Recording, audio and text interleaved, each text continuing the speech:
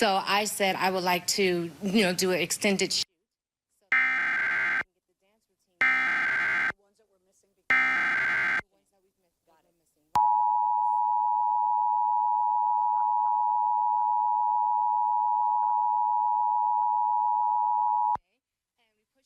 The National Weather Service in Little Rock has issued a tornado warning for southeastern Stone County in north-central Arkansas, central Independence County in north-central Arkansas, until 3 p.m. At 2:17 p.m., a severe thunderstorm capable of producing a tornado was located 7 miles north of Concord, or 11 miles west of Batesville, moving east at 40 miles per hour.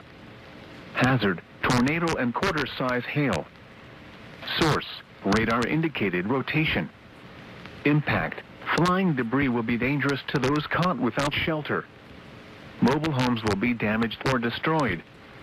Damage to roofs, windows, and vehicles will occur. Tree damage is likely.